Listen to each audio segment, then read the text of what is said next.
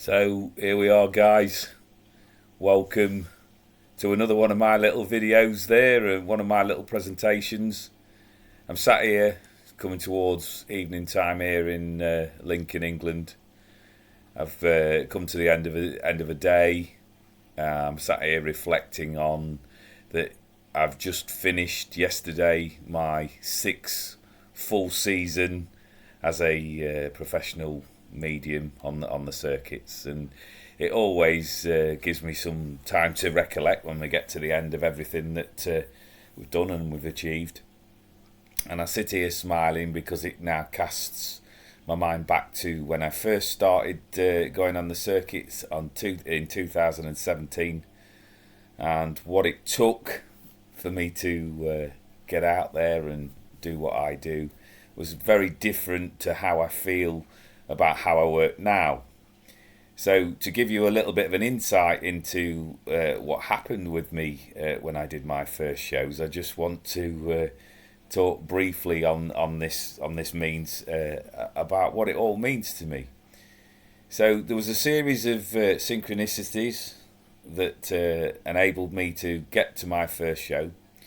So where I live, I'm in a big flat county, and I'd done lots of different little events at churches and things like that, but none of the bigger stuff. So there'd been a few people that had fed back that said I ought to do readings at bigger shows and things like that, but my nerves and my anxiety weren't going to let me. Anyway, it was one of those things that it came at me and came at me and came at me. So I thought, well, why not? Why not? Let's just give it a go. So out of the blue comes this opportunity to go and do an event just about 20 miles away from where I live. So I took some deep breaths and I sent out the money and the application form to do this event. And then the nerves start kicking in because I started getting anxious whether I'd be good enough. Could I manage it? Would it be everything that I wanted it to be? Would I let people down and things like that? You know, considering all of the stuff that weren't really relevant, but it was just what happens inside this numb skull of mine. Anyway, a couple of weeks after I'd sent my application in, I then get a message to say that there's a possibility now that we can take over these other events, and unfortunately that if we take over these other events we can't now promote all of the ones that we originally wanted to. So the promoters were really good to me. They were really fair. They turned around and they said, right, you've got two options now, and of those two options you can either have your money back, no questions asked, or you can go forward to my hometown in Lincoln and go up there for the 2 days. So I took a very brief moment to decide, and decided that I would go up to Lincoln because it's about 6 miles away from my home. And I just thought, well, I can't go wrong. I definitely cannot go wrong with this because, I'm from Lincoln and there'd be lots of Lincoln people there, so how could it go wrong? So I turn up in my technicoloured dream coat there, my waistcoat, whatever it was that I was wearing. I believe it was the original one of the lightning strikes one. And I went there and I walked in the room and I was full of awe, absolutely over the moon and so excited, and looking round and seeing all of these people exhibiting that some I'd seen on the telly, some I'd had readings from, some people I'd seen that had been doing this for years, and in walks me. Right, in I walked, inexperienced, green as grass, and I set my stall out, and I just thought, well, it's one of those opportunities in life that even if I get it wrong at some point, I will reflect back on this, and it may even make a good footnote in an autobiography should I write one. So we progressed through the weekend. The couple of days go really, really well, and I'm given the opportunity to speak to a lot of experienced people that settled my nerves. I read for a few people, and I had an absolutely awe-inspiring weekend.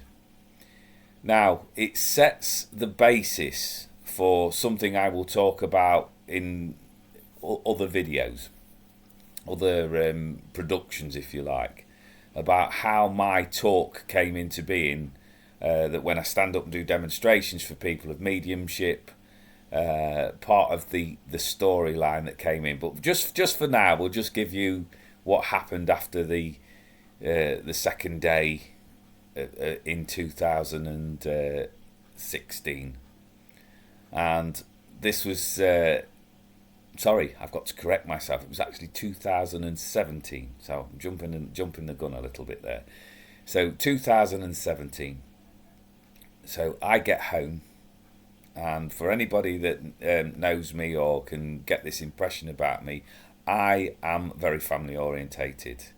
I've been lucky enough to be married for over 25 years, with my lovely wife for 30 years, and what she says to me, I take very seriously. And we have a good laugh, and we've got a very good connection even after all of these years. So I came back from my show at Lincoln, my hometown. I was so proud. I was absolutely buzzing. I walked through the door, and I do the same thing pretty much every job that I come back from. I walk into the kitchen, and the first thing that I do is put the kettle on, because I love a good cup of tea. So after I've had this cup of tea, the next thing on the agenda is to empty out my pockets. Now, I'm a bit of a strange guy, and I admit that when I'm having a conversation face to face with people, I like to look at the person's face, because people's facial features and the emotions that they're conveying can be given away in little quirks, little ticks and things like that. Plus, I don't always hear quickly, so it's one of those where you think, right, I pay attention, focus. So my wife comes through, and she said, how's it all gone? And I'm a very talkative person. It's very rare that I'm lost for words. So I said to her, it has just been absolutely incredible. I'm not very often lost for words, but it's just been absolutely brilliant. I said, people have been so kind to me. You know, I've had advice, I've had done some good readings, and I've just had the opportunity to show off and wear me bright waistcoat. It was absolutely amazing. So she said, oh, right. She said, really, really good. She said, so you've been a bit of a superstar then, have you? And anybody that knows me will also realise that I'm not an egotistical person. I don't take compliments that well.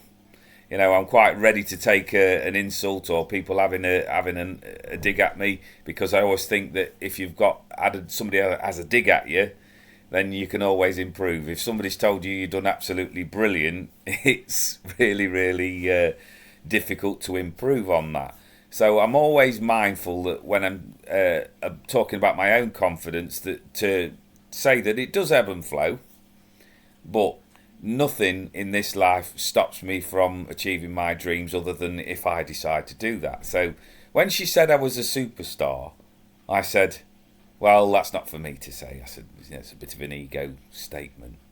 And this brings me to the crux, or very near to the end of this video, and why that I don't let ego or compliments like expand my head or make me blow up with any sort of big-headedness or arrogance. Because she looked at me in the eyes and delivered me in only the way that she can, and she said, well, superstar, there's dog muck in the back garden that ain't going to clear itself up.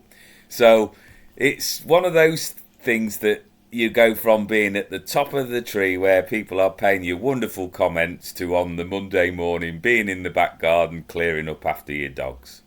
So with everything, with my inside the my numbskull tales, there's always a little moral to the story. So don't get ahead of yourself, because you can always be brought back to earth with a thump with some humorous comments. So thanks for watching, guys, and like and subscribe to my channel. There will be more content there where I shall bring on more of my mediumship, where I shall do card readings, free card readings, and I will also talk about some of my time in the prison service and other tales that I've had throughout my working life, which has been eclectic to say the least.